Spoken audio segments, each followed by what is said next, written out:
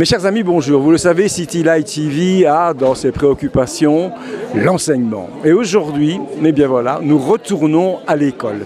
Nous sommes ici à Flémal, à l'enseignement spécialisé L'Envol. Et pour une toute bonne raison, vous allez savoir pourquoi, mais pour vous en parler, j'ai la chance d'avoir à mes côtés l'instigatrice du salon de la formation, c'est de ça qu'il s'agit, et c'est sa 4e édition. Alors Lorinda Lejeune, bonjour, je suis très heureux d'être près de vous aujourd'hui. Est-ce que vous pouvez nous dire un petit peu plus sur ce salon en fait ? Alors c'est déjà notre 4e édition du Salon de la Formation. C'est un projet qu'on a mis en place il y a 4 ans avec ma collègue Mélanie Honnet et puis mon nouveau collègue Alberto Gonzalez nous a rejoint cette année pour mettre au point ce salon.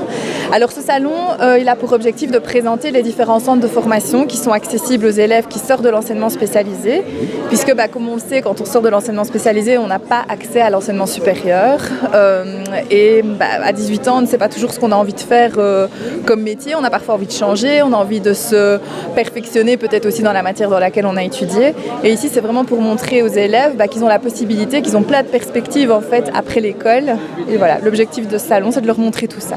Mais c'est formidable ça. Et est-ce que vous avez des retours des autres salons par rapport aux élèves qui sont venus peut-être trouver des associations qui les ont aidés ? Oui, bien sûr, on a régulièrement des élèves qui se tournent vers les centres de formation qu'ils ont découverts ici.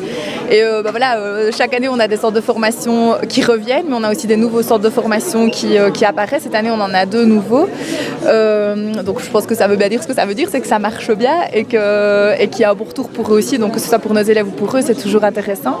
Et puis, un autre indicateur du succès en fait, de ce genre d'initiative ici dans notre école, c'est qu'on voit que d'autres écoles spécialisées commencent tout doucement aussi à organiser leur propre salon, leur propre initiative pour présenter un petit peu tout ce qui peut se faire après l'école. Donc on est assez fiers de voir qu'on fait des petits un petit peu partout.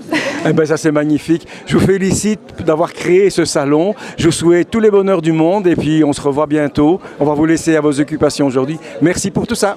J'en profite juste pour dire que le prochain salon de la formation aura lieu le 13 mars 2025. On a déjà fixé la date, du coup.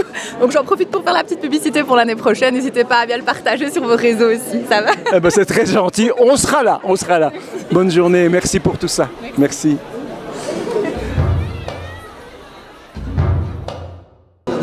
Bonjour Dimitri Mélin, je suis content de vous voir, vous êtes chez vous, dans votre école, c'est vous le directeur ici de l'Envol. Alors je vous revois, nous sommes à la 4e séance, 4e représentation ici du salon de la formation. Et le succès ne se dément pas. On sent, les gens commencent à arriver, on sent que c'est très important pour eux, on voit des gens intéressés qui viennent consulter ici les différents participants. Alors je voudrais vous poser une question un petit peu précise, parce que les gens, faute peut-être de s'être informés, faute peut-être de ne pas avoir été informés, ne savent pas très bien ce qu'est l'enseignement spécialisé. Ils imaginent que c'est un ersatz d'école pour des gens qui ont des enfants qui ont du retard, etc. Mais on n'en sait trop rien. Alors, on va un peu préciser les choses et je vais vous poser la question, est-ce qu'il y a une vie après l'enseignement spécialisé? En d'autres termes, est-ce que lorsqu'un enfant qui a fait ses études ici, qui ne peut pas avoir accès à des études supérieures, trouve quand même de l'emploi lorsqu'il sort d'ici? Voilà, donc tout d'abord, oui, les enjeux de l'enseignement spécialisé sont multiples, aussi bien au niveau de l'insertion, mais aussi au niveau des apprentissages, la différenciation des apprentissages. Donc, l'enseignement spécialisé est peu connu, mais bien évidemment, je veux dire, il y a une multitude de choses qui vont être travaillées durant la scolarité des élèves. Donc ici, dans le secondaire, on a des élèves de 12 à 21 ans.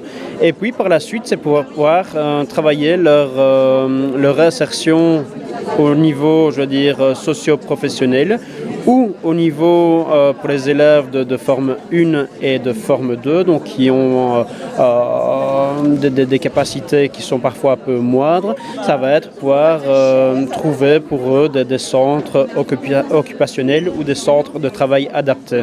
Donc bien évidemment, oui, après je veux dire, leur scolarité, il y a un après, aussi bien au niveau centre occupationnel, au niveau des centres de travail adaptés ou aussi au niveau des formations. Eh bien voilà, merci. C'était essentiel pour nous parce que City Light TV, c'est une toute nouvelle télévision et elle a décidé de venir, non pas aider l'enseignement parce que ça, ce serait trop prétentieux de notre part, mais en tout cas expliquer un petit peu aux gens qui nous suivent bien ce qui se passe dans les écoles. Il y a le pacte d'excellence là qui nous attend aussi, parce que je suppose qu'il y en a un aussi pour l'enseignement spécialisé. Alors, au niveau du pacte d'excellence, je veux dire, l'enseignement ordinaire, l'enseignement spécialisé n'est pas touché de la même façon. Maintenant, bien évidemment, au niveau de l'enseignement spécialisé, on a aussi tout ce qui est plan de pilotage, je veux dire, justement dans le but d'améliorer l'enseignement. Donc, oui, on n'y échappe pas. Bon, et bien voilà, on va vous suivre. En tout cas, bravo et merci pour cette organisation-là. Bonne chance. Bonne chance pour votre nouvelle carrière parce que vous êtes tout jeune directeur ici. On n'a pas encore eu l'occasion de vous féliciter. Ben voilà, c'est fait devant tout le monde. Merci beaucoup. À très bientôt. Merci. Merci, au revoir.